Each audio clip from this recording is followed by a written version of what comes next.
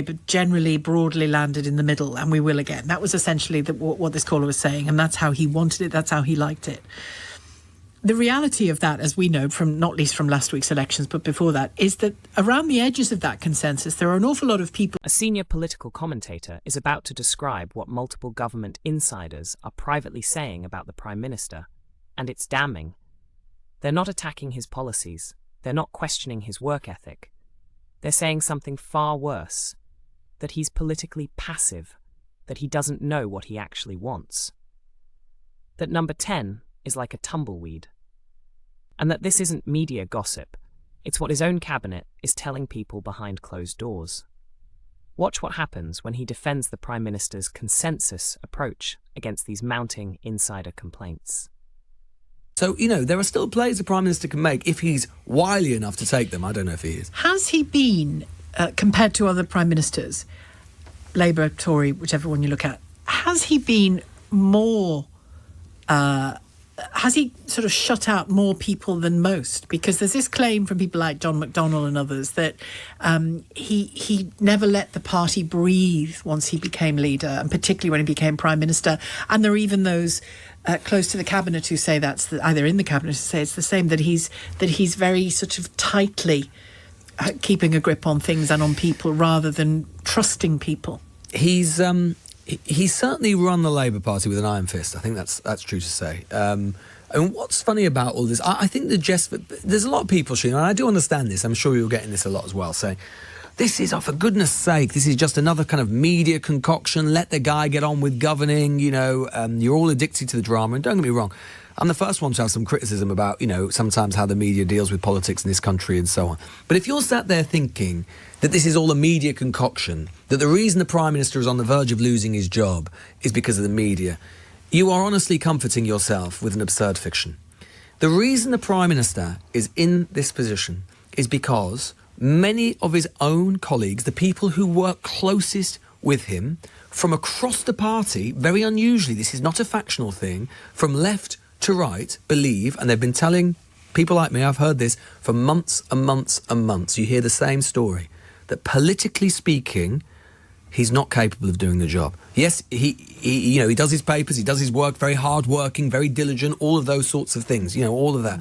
But in terms of providing political direction, he doesn't do it. The fields. Where do we want to be led? Where are we going? What is this party for? And who is it for? These are the basics of politics. I mean, I've spoken to people who say, in terms of number 10, it's like a tumbleweed.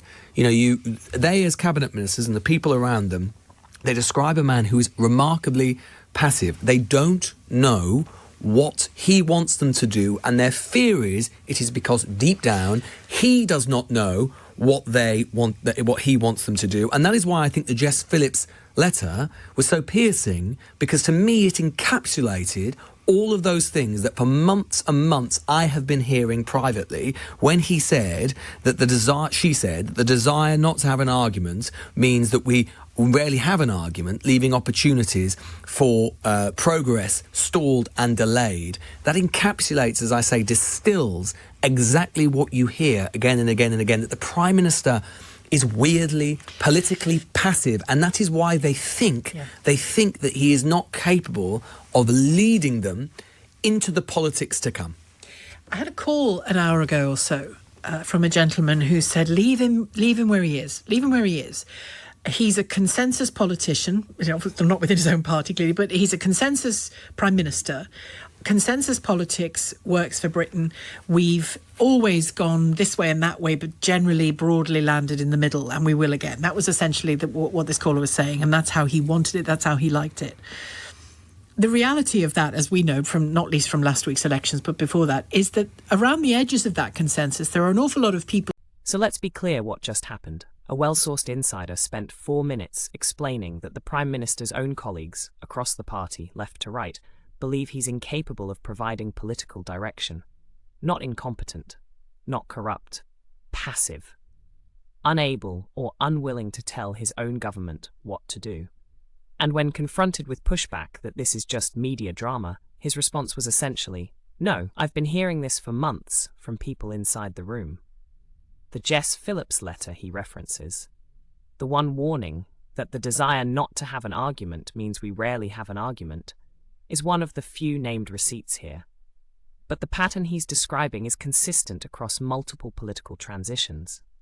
If your own cabinet thinks you don't know what you want, you've already lost. So here's the question. How long can a prime minister actually govern when his own team thinks he's just coasting? Drop a comment if you think these insiders are lying.